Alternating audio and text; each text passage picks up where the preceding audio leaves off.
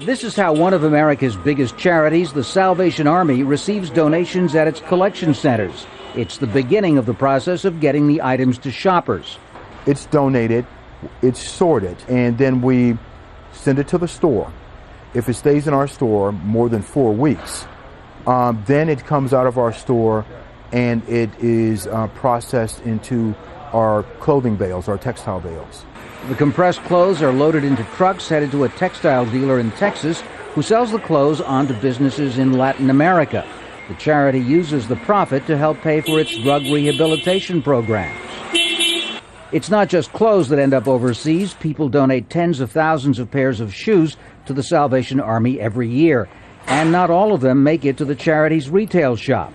Here's where they sort out donated shoes. These bins for shoes that are good enough for resale to American customers.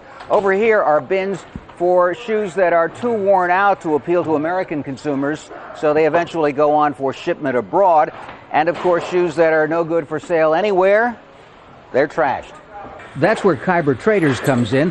The company buys boxes of secondhand shoes charity shop customers don't want and drives them to a small warehouse.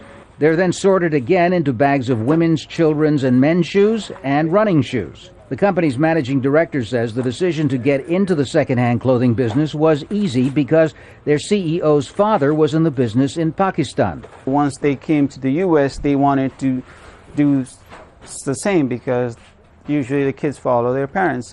They started to look around and they end up in Salvation Army where they were doing the same things, the secondhand stuff. Khyber Traders sells the secondhand shoes to dealers in poorer countries, including Egypt and Pakistan.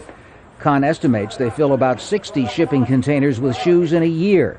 Companies like Khyber are the final link in the global circle of the U.S. clothing trade. Since more than 95% of ready-to-wear American clothing is now manufactured outside the U.S., most of the items secondhand dealers like Khyber sell abroad will be going back to many of the countries where they were first made.